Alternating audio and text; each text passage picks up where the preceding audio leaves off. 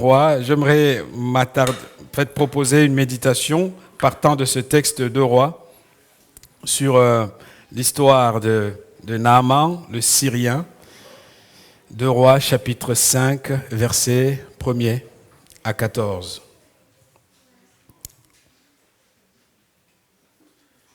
Nous lisons 2 Rois 5, à partir du verset 1. Naaman, chef de l'armée du roi de Syrie, jouissait de la faveur de son maître et d'une grande considération, car c'était par lui que l'Éternel avait délivré les Syriens. Mais cet homme fort et vaillant était lépreux. Or, les Syriens étaient sortis par troupes et ils avaient emmené captive une petite fille du pays d'Israël qui était au service de la femme de Naaman. Elle dit à sa maîtresse, « Oh, si mon Seigneur était auprès du prophète qui est à Samarie, le prophète le guérirait de sa lèpre. » Naaman alla dire à son maître, « La jeune fille du pays d'Israël a parlé de telle et telle manière. » Le roi de Syrie dit, « Va, rends-toi à Samarie et j'enverrai une lettre au roi d'Israël. » Il partit, prenant avec lui 10 talents d'argent, 6000 cycles d'or et 10 vêtements de rechange. Il apporta au roi d'Israël la lettre et où il était dit, « Maintenant, quand cette lettre te sera parvenue, tu sauras que je t'envoie Naaman, mon serviteur, afin que tu le guérisses de sa lèpre. » Après avoir lu la lettre, le roi d'Israël déchira ses vêtements et dit, « Suis-je Dieu pour faire mourir et pour faire vivre, pour qu'il s'adresse à moi afin que je guérisse un homme de sa lèpre? Sachez donc et comprenez qu'il cherche une occasion de dispute avec moi. » Lorsqu'Élisée, homme de Dieu, apprit que le roi d'Israël avait déchiré ses vêtements, il envoya dire au roi, « Pourquoi as-tu déchiré tes vêtements? Laisse-le venir à moi et il saura qu'il y a un prophète en Israël. » Naaman vint avec ses chevaux et son char et il s'arrêta à la porte de la maison d'Élisée. Élisée lui fit dire par un messager, « Va et lave-toi 7 fois dans le Jourdain, ta chair deviendra saine et tu seras pur. » Naaman fut irrité et il s'en alla en disant, « Voici, je me disais, il sortira vers moi, il se présentera lui-même, il invoquera le nom de l'Éternel, son Dieu, il agitera sa main sur la place et guérira le lépreux. Les fleuves de Damas, d'Albana et le Palpar ne valent-ils pas mieux que toutes les eaux d'Israël? Ne pourrais-je pas m'y laver et devenir pur? » Et il s'en retournait et partait avec fureur. Mais ses serviteurs s'approchèrent pour lui parler. Et ils lui dirent, « Mon père, si le prophète t'avait demandé quelque chose de difficile, ne l'aurais-tu pas fait? Combien plus dois-tu faire ce qu'il t'a dit? Lave-toi et tu seras pur. » Il descendit alors et se plongea 7 fois dans le Jourdain, selon la parole de l'homme de Dieu, et sa chair redevint comme la chair d'un jeune enfant, et il fut pur. Nous allons prier. Tendre Père, nous venons à toi en cet instant d'échange et de communication de ta parole. Nous nous tournons vers toi qui connais nos cœurs, toi qui nous as fait, toi qui nous aimes, toi qui as le plan merveilleux pour nos vies. Seigneur, nous ouvrons cette parole et nous voulons la partager et nous nous plaçons, Seigneur, sous ta direction en te demandant de faire l'œuvre de ta grâce dans le cœur de chacun. Puisse ce message, Seigneur, guérir, réparer, restaurer, renouveler, encourager, bénir, parce que la Bible dit qu'il envoya sa parole et sa parole les guérit. Père, nous te remercions de glorifier le nom de Jésus. Saint-Esprit, merci de prendre le contrôle de ces lieux et d'attirer tous les cœurs vers Jésus-Christ pour la seule gloire de son nom. Nous prions au nom de Jésus, par le Saint-Esprit. Amen. Alors, je vais parler de ce thème. Mon héros est un homme blessé. Mon héros est un homme blessé. Lorsque vous regardez avec moi, le verset 1 de ce texte est déterminant parce qu'il nous décrit la situation de cet homme, Naaman. Naaman que je prends comme portrait pour expliquer la situation réelle des gens que nous estimons, des gens que nous reconnaissons comme étant des personnes qui comptent le plus pour nous. La Bible dit que Naaman était chef de l'armée de Syrie. À l'époque, son pays avait le monopole dans la région. Et c'était un des pays les plus puissants de la région, et si ce n'est le pays le plus puissant. Et cet homme avait, par ses mains, Dieu a fait des choses extraordinaires. Dieu a délivré, et d'ailleurs le texte sacré nous le dit, que c'était par ses mains, par son canal, que Dieu a accordé des grandes délivrances au pays des Syriens, aux Syriens.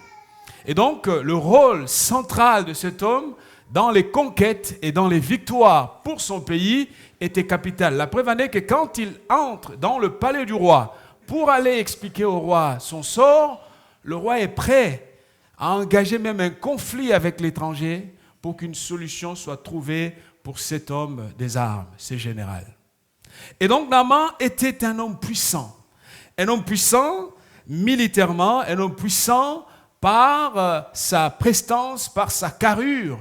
Lorsqu'il avançait, on reconnaissait qui était l'homme. Et donc, le fait simplement de sa présence imposait le respect.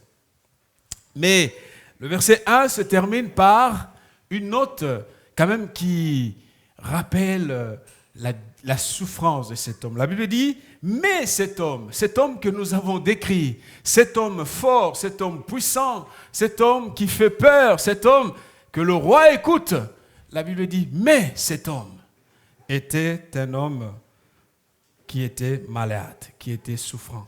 Cet homme fort, cet homme vaillant était lépreux.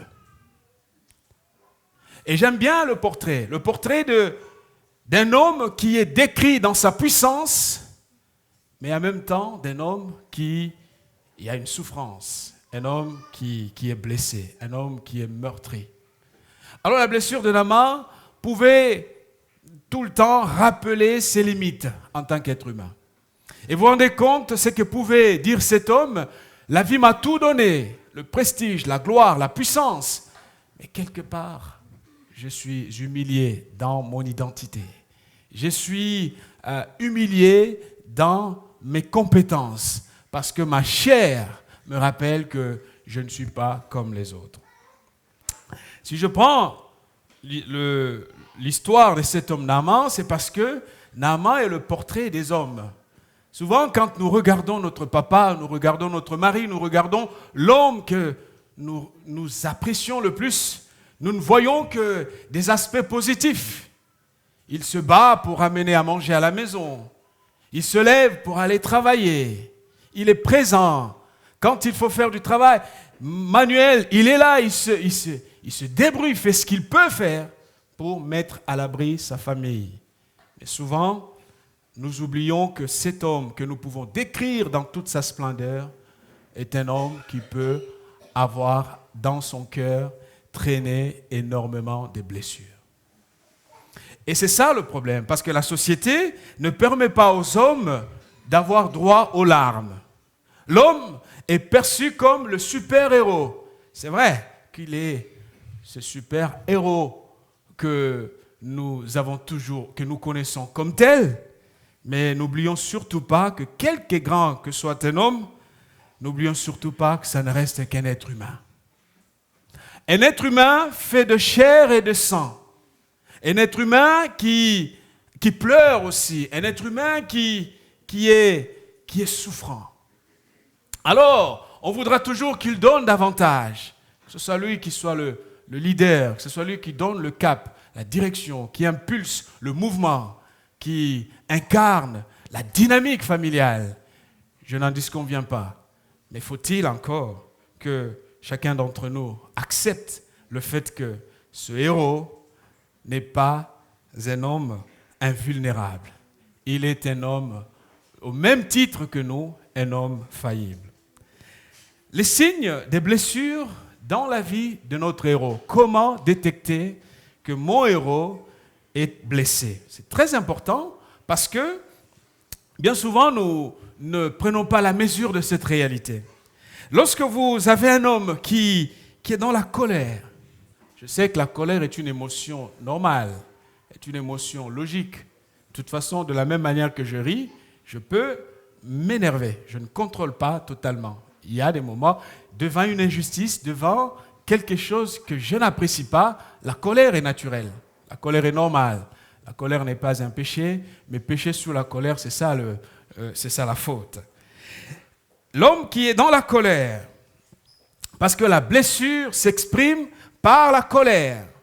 Quand quelqu'un enchaîne un comportement, notre héros de la famille est tout le temps en colère, il est important je ne dis pas que devenons tous des psychologues ou des psychiatres, mais il est important de lire les signes de temps, en fait, les signes de lire le comportement qui découle de la personne pour essayer de déceler le ça ne va pas qu'il y a dans sa vie. L'irritabilité, on réagit à tout. Parfois, on est dans une dimension explosive. D'autres signes qu'on peut observer pour déceler que le héros est dans la blessure, c'est lorsque l'homme commence à avoir peur. Un homme qui a peur, un homme qui est dans l'anxiété, dans la dépression, une attitude négative. Il a du mal à envisager l'aspect positif des choses. Il est dans la négativité, l'impatience, l'insécurité. Et tout cela, ce sont des éléments qui peuvent nous aider à détecter que le héros que je vois toujours comme un homme tout-puissant est en train de solliciter de l'aide. J'ai besoin de l'entourer, j'ai besoin d'être à ses côtés, j'ai besoin d'avoir une oreille attentive à son égard pour l'aider à être le véritable homme, comme je l'ai toujours vu. Et vous savez que souvent dans les milieux chrétiens, nous sommes les champions du déni. Pour le chrétien, Dieu est grand, Dieu est tout-puissant, tout va bien, et c'est faux. Le chrétien, contrairement à d'autres, autant les gens du monde peuvent avouer, dire que non, ça ne va pas. Le chrétien, alléluia, Dieu est au contrôle. Dieu est au contrôle de quoi? On sait très bien que ça ne va pas. On voit très bien qu'il y a un souci. Il faut savoir regarder la réalité en face et de dire, certes, je suis l'image de la force, peut-être, mais le déni ne résout rien. Le déni accentue le problème. Parce qu'un problème qui n'est pas résolu est un problème qui va rejaillir, qui reviendra à un moment ou à un autre. On est dans la justification. Celui qui nie justifie tout. Ah, tu sais, c'est dur, mais bon, on trouvera la solution. Oui, trop d'optimisme, c'est bien. Mais il est peut-être plus sage de dire, au lieu d'être dans un déni, il serait peut-être temps de considérer comment me faire accompagner ou comment accepter tout simplement qu'on m'aide, qu'on me parle, que je puisse parler, que je puisse vider mon cœur. Parce que si je suis dans le déni, le chapitre suivant, c'est souvent l'agressivité. Et c'est ça, nous savons, nous les hommes, nous sommes très agressifs, ce côté-là. L'agressivité qui est un langage, parce que vous pouvez faire tout ce que vous voulez, vous pouvez sortir votre batterie des versets bibliques, mais n'oubliez pas que vous n'êtes qu'un humain. Et le corps s'exprime. Le corps prendra des formes d'expression. À un moment ou un autre, le corps s'exprimera. S'il ne nie pas, il sera dans l'agression. S'il ne bascule pas dans l'agression, parce qu'on a tellement la notion de pudeur, le corps réagira par la passivité. Et bien souvent, vous avez des gens qui laissent faire tout. Ils regardent, oh, c'est pas grave. C'est une réponse à une situation. Oh non, c'est pas grave. Bon, on sortira de là quand on en sortira. Bon, Ça prendra le temps que ça prendra. On verra où ça se terminera. Parce que le cœur de l'homme, s'il ne répond pas par le déni, par l'agression, il répond par la passivité. Et donc, ces éléments, mes sœurs, mes mères, mes sœurs, lorsque vous les observez au sein du couple, au sein de la famille, comprenez que quelque chose va mal. Il est important d'aller au secours de notre héros pour le rétablir dans son rôle de héros. Alléluia. C'est important parce que Jérémie, le prophète, se retrouvait dans la même situation. Quand on est dans la passivité, on n'a plus envie à rien. Jérémie dit dans Jérémie chapitre 20, verset 14, chapitre 20, verset 14 à 18, il dit « Maudit soit le jour où je suis né. » Il dit que le jour où ma mère m'a enfanté ne soit pas béni. Et vous savez, ici, nous avons ce que la Bible emploie comme euphémisme. La réalité, c'est qu'il dit, il maudit Dieu lui-même. Maudit Dieu qui a permis que je naisse. Et comme on ne peut pas l'écrire, on trouve cette expression, en touchant à l'auteur de la vie, c'est lui-même que je dénonce. Pourquoi je suis né. Il dit, maudit soit l'homme qui porta cette nouvelle à mon père. Il t'est né un fils. Symbole de force, symbole de puissance. Cet homme qui a rapporté cette nouvelle, je veux que cette personne soit aussi maudite.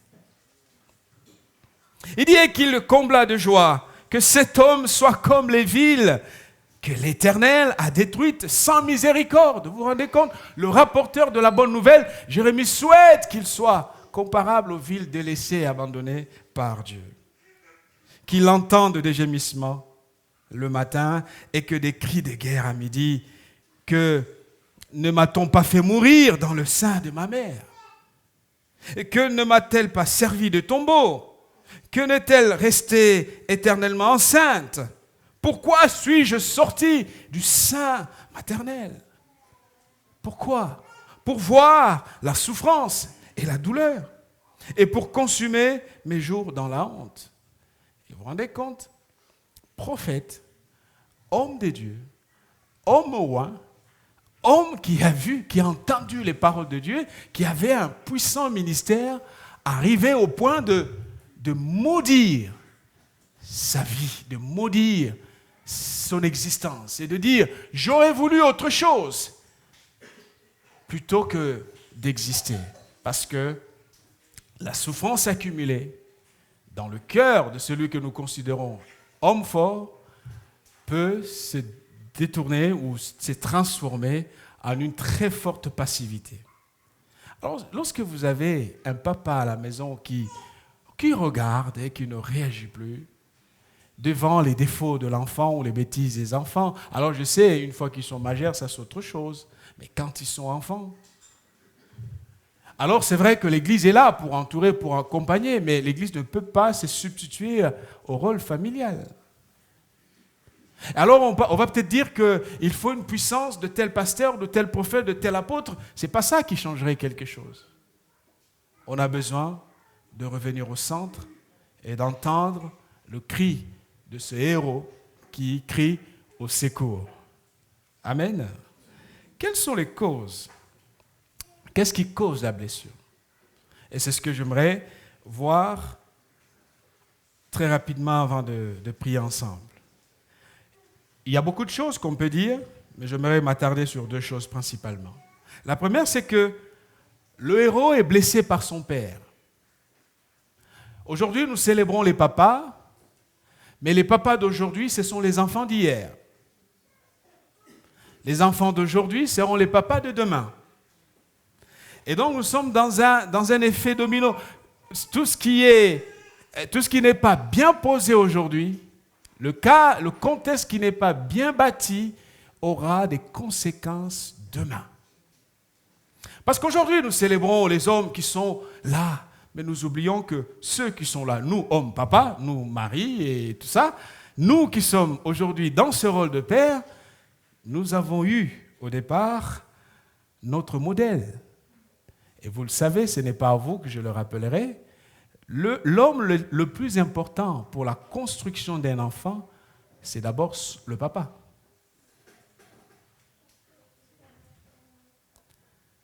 Le héros du petit garçon, c'est le papa. Je me souviens quand la France, l'équipe de France, a gagné le premier match difficilement avec l'aide de Dimitri Payet. Et on a vu son petit garçon à qui on a tendu le micro et qui n'a pas manqué des mots pour son père. Il a élevé, bien sûr, le pays célèbre le papa, mais l'enfant est convaincu que son papa, c'est le meilleur de tous les joueurs. Ce n'est que normal. Pour l'enfant, le papa, c'est l'homme le plus fort, même s'il sait qu'il peut se faire dégommer par quelqu'un en face. Pour l'enfant, le papa, c'est l'homme le plus riche. C'est pour cela que les enfants n'hésitent pas à faire des demandes. Achète-moi ci, achète-moi ça. Pour lui, tu es l'homme, la personne qu'il idéalise. L'enfant reçoit sa virilité de la part de son papa. Ce n'est pas la maman qui construira la virilité d'un enfant, d'un garçon, je veux dire. Ça vient du père. Et lorsque tous ces éléments ont manqué dans le processus, demain, l'enfant grandit ou se comporte avec des blessures qu'il a accumulées. L'enfant attend de son père la présence. Si le papa n'est pas présent, cette absence de papa va demain poser problème. La présence, ce n'est pas simplement la présence physique, c'est aussi la présence affective. Un papa peut être bien présent dans la maison, mais affectivement, il n'est pas du tout là. Il n'est pas impliqué. Et donc, nous avons ces réalités-là qui ont fait que les hommes, les papas d'aujourd'hui que nous sommes, ce sont ces choses-là qui ont construit notre identité et qui ont fait que nous soyons là où nous en sommes aujourd'hui. Un enfant entend de son père la provision que le père pourvoit lorsque le papa ne se lève pas pour aller travailler, ne veut pas se battre pour donner l'image, même si maman a l'emploi le plus payant de la maison. Mais le fait de se lever et de sortir de chez soi et de partir au boulot et de revenir le soir, ce sont les valeurs qu'on inculque à l'enfant. Demain, devenu grand, il ne dira pas que j'ai vu mon père grandir restant à la maison regardant la télé. Mon père, c'est un sénateur un sénateur éternel. Il refait la politique de la France devant les écrans. Non. Non. Le père apporte la provision matérielle. Le père, son rôle, c'est de protéger. Le papa est là pour protéger. Protéger sur le plan social, sur le plan spirituel, sur le plan moral. Et si le père ne sert pas de garde-fou à tous ces éléments, l'homme de demain, le papa de demain, c'est le résultat tout simplement de l'enfant d'hier ou de l'enfant d'aujourd'hui. Le père est un prophète, c'est-à-dire il donne la direction à l'enfant. Il lui enseigne les voies de Dieu. Un prophète, c'est celui qui montre le chemin, qui montre la direction. Et c'est ça le rôle du père. Il est là pour montrer la direction à son enfant. Le père est le prêtre pour son enfant. C'est un rôle très important. Le rôle du prêtre, c'est d'enseigner la foi, d'enseigner la loi, d'enseigner les voies de Dieu.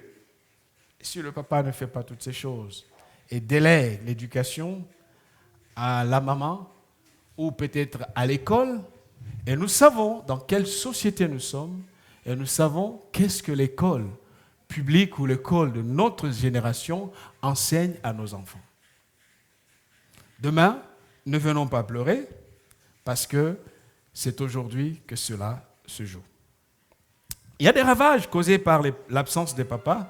Je l'ai dit, lorsqu'on est dans des familles monoparentales, par exemple, où le garçon doit avoir pour modèle la maman Et cette maman qui joue les deux rôles, elle est papa, elle est en même temps ma maman.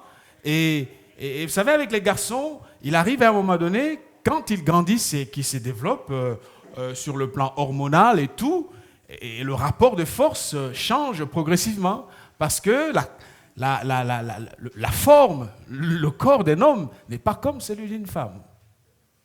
Et du coup, si la maman abandonne, ça va être le relais des gens du dehors. Si nous sommes dans une cité, c'est là que l'enfant est livré en pâture à toutes les influences négatives que nous connaissons et aux conséquences néfastes.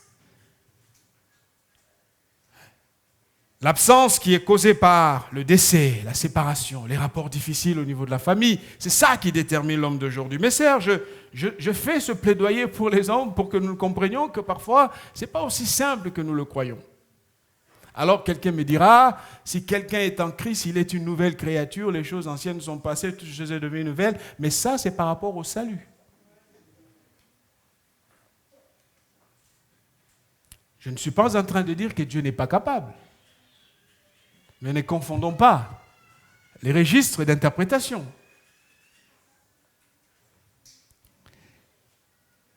L'enfant peut être abîmé, l'homme d'aujourd'hui, abîmé par l'autorité. Vous savez, il y a des papas autoritaires. Hein? Leur point de vue est toujours le vrai. Ce qu'ils disent, c'est ça, pas autrement. Ils ont toujours raison. L'enfant est abîmé par le papa qui est passif dans la maison, je l'ai dit, je l'ai évoqué au début. Être père, ce n'est pas simplement être un père biologique. Le vrai papa, c'est celui qui prend toute la responsabilité de père.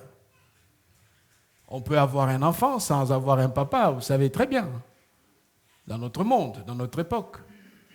On peut acheter un enfant dans une boutique. Vous voyez ce que je veux dire ? Être père, c'est cette présence qui structure l'enfant. C'est cet amour qui aide l'enfant, qui construit l'enfant. C'est cette écoute. Et ce sont des sacrifices. Et imaginez que si un enfant n'a pas eu ces différents éléments, et aujourd'hui il devient père, il est papa, que va-t-il reproduire? Que va-t-il faire à son tour?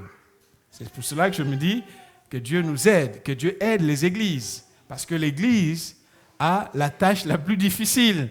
Elle est là pour incarner le royaume de Dieu, mais elle est là en même temps pour accompagner ces âmes sur la voie de la véritable prospérité émotionnelle, psychologique, mentale.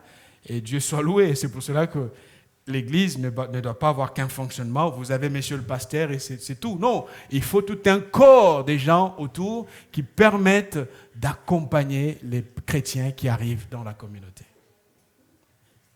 Deuxième chose, c'est lorsque la blessure est là, la blessure ouvre la porte à la colère. Et vous le savez, c'est conséquence logique. Je vais m'expliquer. Si vous prenez le livre de la Genèse, je suis au chapitre 27. Nous connaissons, je vais expliquer, nous allons rapidement. C'est tout le chapitre, mais je ne vais pas le lire. Genèse 27 nous dresse un portrait d'un conflit qui se passe dans une famille. Un conflit qui va être alimenté par les parents. Et c'est dommage de voir que, indirectement, nous, parents, nous pouvons entretenir un conflit entre les enfants. Dieu, je vais mettre de côté Dieu, nous connaissons le conflit entre Jacob et Ésaü. Deux frères, issus des mêmes parents. Nous connaissons très bien que Isaac avait une préférence pour Ésaü. Ça va ? Il préférait ce garçon. Fils aîné, symbole de virilité, de puissance, de capacité, qui allait incarner en toute légitimité la suite familiale. Alors que Rebecca, elle, avait une préférence pour Jacob. Alors c'est vrai, il y a l'élément prophétique. Laissons de côté. Il ne faut jamais aider Dieu dans l'accomplissement des promesses de Dieu. Alléluia.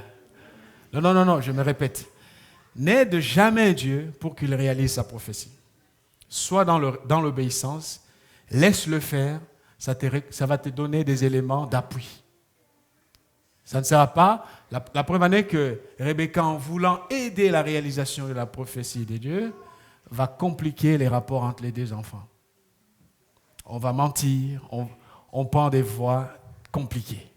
Certes, au final, la prophétie s'est réalisée, mais elle ne s'est pas réalisée facilement. Et il y a eu des dégâts. Il y a eu des dégâts dans la famille.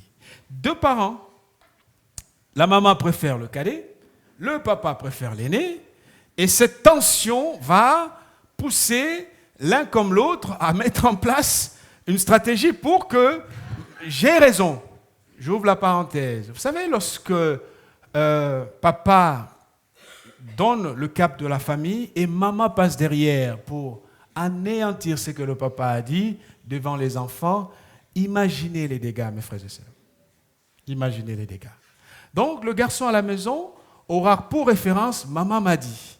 Et surtout lorsque c'est dans un couple où la femme ramène de l'argent ou peut-être qu'elle a le plus gros salaire, les enfants vont avoir une référence totalement tordue tout de suite. De toute façon, maman m'a dit. Et vous voulez que quand vous compliquez les choses chez vous comme ça, que voulez-vous que l'Église fasse? Que voulez-vous que l'Église fasse?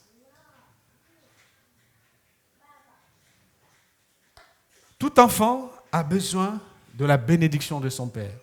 Moi, je pense qu'il n'était pas simplement question de bénir Ésaü au détriment de Jacob. Il pouvait les bénir tous les deux. D'où vient l'idée de bénir un seul? Je vous laisse réfléchir à la question. Est-il qu'au verset 34, il arrive, constate que son frère a pris la bénédiction. Ésaü crie en disant « Bénis-moi aussi, mon père. Bénis-moi aussi. Parce que je ne peux pas être un enfant comblé, un enfant épanoui, si je ne reçois la bénédiction de mon père. » Alléluia. Qu'il soit mort avant que je sois né, Dieu prend le relais. Ça, c'est autre chose. Vous savez, je ne veux pas généraliser. Quand il est parti, pendant que j'étais petit, Dieu devient le Père de substitution. Dieu est juste. Mais s'il est vivant, s'il est là, j'ai besoin de sa bénédiction. Et donc, s'il y a une absence du papa dans la maison, l'enfant qui grandit, n'ayant pas obtenu cette bénédiction, imaginez comment il va... Quelle image de mal, l'image du mal, le mal, M-A-L-E, du mal qu'il aura dans son inconscient et dans sa structure psychologique. L'enfant a besoin de la bénédiction du Père. Vous, papa, parce que demain, nos enfants seront les papas de demain, chaque matin, prenez-le, bénissez-le, prophétisez sur eux. Je vous rappelle, vous êtes des prophètes. N'attendez pas simplement de le conduire au pasteur pour que le pasteur lui impose les mains un dimanche.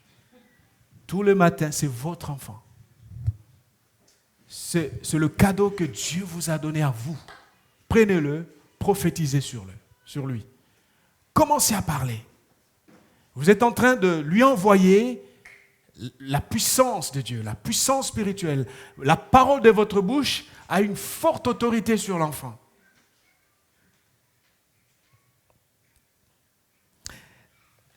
Parce que la déclaration qui vient du Père confère au garçon l'identité. Et nous savons qu'avec les problèmes de déviation et autres que notre monde connaît, et quand on explique, on trouve toujours une cause quelque part. Bien souvent, s'il est comme ça ou si elle est comme ça, c'est parce que, oui, et comment faire pour ne pas en arriver là? Nous avons le rôle, notre travail est de bénir nos enfants. Amen. L'absence de la bénédiction du Père sur son enfant a souvent des conséquences néfastes. Quand je sais que je suis un homme et que je suis en colère, mon père, je ne l'aime pas, mon père, c'est un personnage que je n'apprécie pas le plus, je vais me détourner progressivement vers maman. Et derrière maman, vous voyez la suite. Qu'est-ce qu'on cherche dans le sexe? Souvent, le sexe tel qu'il est pratiqué par certains de façon anarchique. On change des femmes, on change des hommes. Parfois, on est dans un rapport de rébellion. On croit trouver l'amour, l'affection qu'on n'a pas su avoir à la maison. Et on pense la trouver dans la drogue. On pense la trouver dans les addictions. Et souvent, derrière un comportement d'addiction, il y a une souffrance profonde. Et cette souffrance profonde, Dieu a donné à la famille le rôle de construire les enfants. Et donc, famille, parents, alors, permettez-moi cette parenthèse. Vous voyez, avant de chercher un mariage, de dire pourquoi je vais me marier. Ou avant de chercher un enfant, dites-vous, pourquoi je vais l'avoir? Alléluia. Jusque-là, on est d'accord. Pourquoi je vais l'avoir? Est-ce que je vais l'avoir pour prouver que je suis aussi fertile? C'est un faux débat. L'enfant qui m'est donné, Dieu me donne la responsabilité de l'éduquer selon les voies de Dieu, de l'entourer, de préparer, de donner à la communauté un homme, une femme capable d'être une bénédiction, la prolongation de la bénédiction de Dieu pour la société. Pour vous montrer à quel point la bénédiction du Père est importante, nous allons le voir dans la vie de Jésus-Christ. Et vous savez que Jésus a eu aussi besoin de l'affection du Père.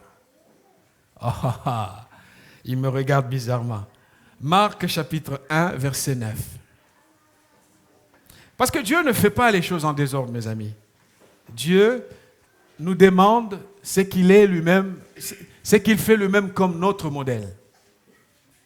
Marc 11. Pardon, excusez-moi. Marc 1, verset 9 à 11. Vous connaissez le récit, je le lis. En ce temps-là, Jésus vint de Nazareth en Galilée. Et il fut baptisé par Jean dans le Jourdain. Au moment où il sortait de l'eau, il vit les cieux s'ouvrir et l'Esprit descendre sur lui comme une colombe. Alors, dit d'autres essais, et une autre voix fit entendre des cieux ces paroles. Lesquelles? Tu es mon fils bien-aimé, en toi j'ai mis toute mon affection. Notre Seigneur Jésus-Christ, Dieu dans sa nature, tout-puissant dans ses fonctions, Père éternel, la Bible dit de lui qu'il est le Père éternel. Il vient sur terre pour accomplir une mission et écouter le témoignage qui va renforcer le lien et qui va donner du succès à son ministère. Ne négligeons pas ces éléments, mes amis. 3 choses que Dieu dit à son fils. Tu es mon fils. Déclaration d'identité. Tu es mon fils. Cette déclaration crée le sens d'appartenance. Dieu le fait lui-même envers son fils unique, notre sauveur. Dieu lui dit, tu es mon fils. Y avait-il besoin qu'il le fasse? Oui. C'est très important. Parce que vous verrez par la suite que Jésus, tout le long de sa mission terrestre, il allait sûrement et il allait avec conviction parce qu'il savait que le Père était avec lui. La parole du Père a donné à la dimension terrestre, j'insiste, à la dimension terrestre, et nous, à ce que je sache, nous sommes des terriens, nous sommes gens de la terre. Nous en avons besoin, cette déclaration. Tu es mon fils. Vous savez, parfois, à cause de certaines attitudes de notre part, les enfants peuvent avoir des doutes si réellement nous sommes leur papa. Hein. Ils peuvent se faire des images dans la tête. Est-ce que réellement cet homme qui est à la maison, c'est mon père? Deuxième chose, il lui dit, mon fils, pas n'importe quel fils, mon fils bien-aimé. Mon fils bien-aimé. Ici, nous sommes dans cette dimension d'amour qui crée chez l'enfant le sens d'acceptation. Mon fils bien-aimé. Nous avons besoin d'amour. L'amour me rappelle que j'appartiens. Je suis accepté. Je suis accepté. Troisième chose, il lui dit, en toi, j'ai mis toute mon affection. En toi, j'ai mis toute mon affection. Et ici, nous sommes dans l'affirmation de la foi. La confiance qui existe entre les deux. En toi, j'ai mis toute mon affection, toute ma confiance, traduit d'autres versions. Toute mon affection est en toi. Cela montre et confère ce qu'on appelle le sens d'approbation. Il sait qu'il est approuvé. Il a la confiance de son Père. Alléluia. Lorsque Jésus chassait les démons, il savait qu'il avait la confiance de son Père. Lorsqu'il parlait aux morts, réveille-toi, il savait qu'il avait la confiance de son Père.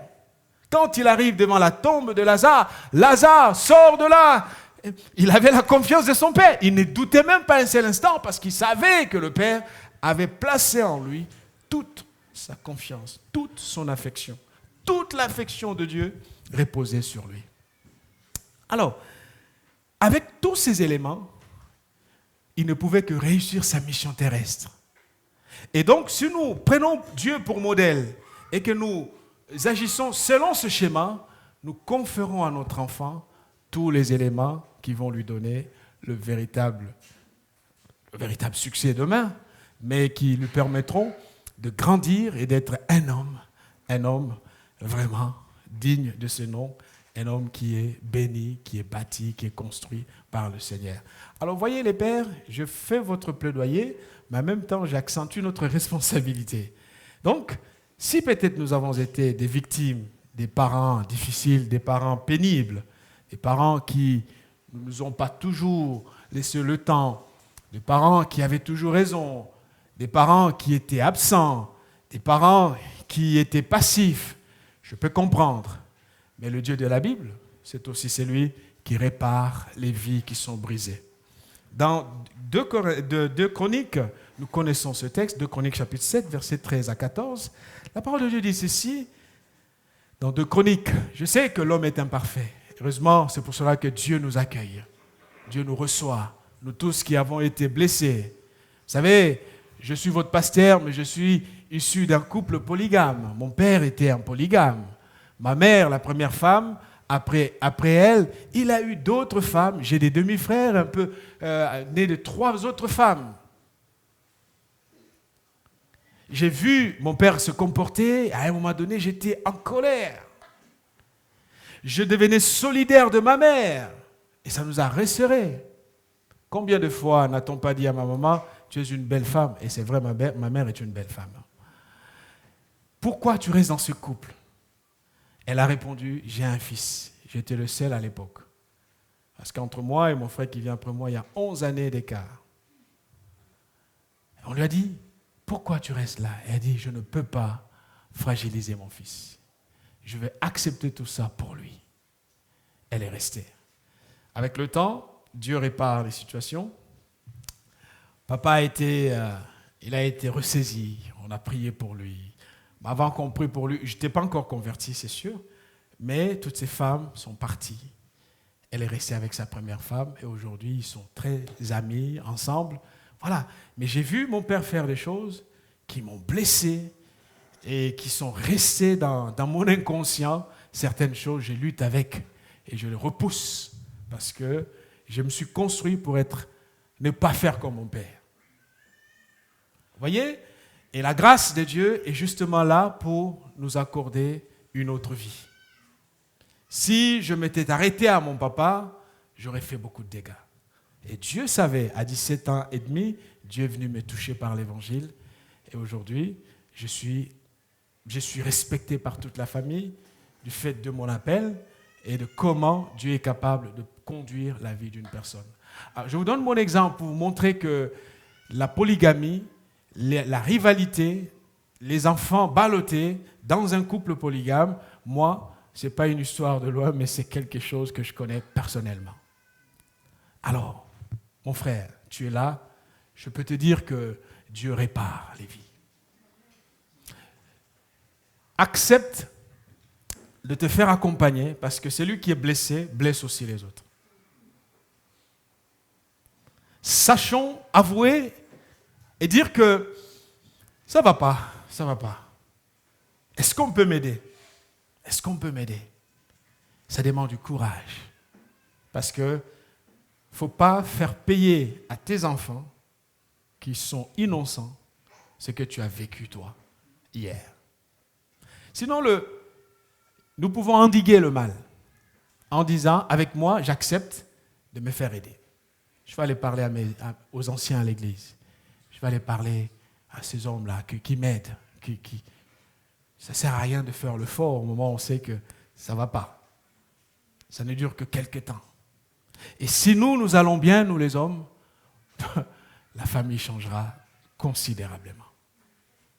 La Bible dit, quand je fermerai le ciel et qu'il n'y aura point de pluie, quand j'ordonnerai aux sauterelles de consumer le pays, quand j'enverrai la peste parmi mon peuple, verset 14, si mon peuple, sur qui est invoqué mon nom, s'humilie, prie et cherche ma face, et s'il se détourne de ses mauvaises voies, je l'exaucerai des cieux, je lui pardonnerai son péché et je guérirai son pays.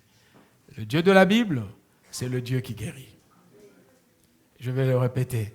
Le Dieu de la Bible, c'est le Dieu qui guérit. Et après ma conversion, j'ai ramené mon père dans la foi. On est bien, on est ensemble, on est très amis, on s'appelle tout le temps. Et je savais que mon père m'aimait peut-être plus que tous les autres enfants. Parce que malgré cela, il m'envoyait toujours dans les écoles privées. Il payait toujours des études très très chères pour moi. Mais on est amis, on est très bien, Et j'ai pu intercéder et je l'ai amené à la foi. C'était dur, mais c'est du passé. Mais les blessures du passé sont là, on travaille et on s'abandonne à la grâce de Dieu. Amen. Prions le Seigneur.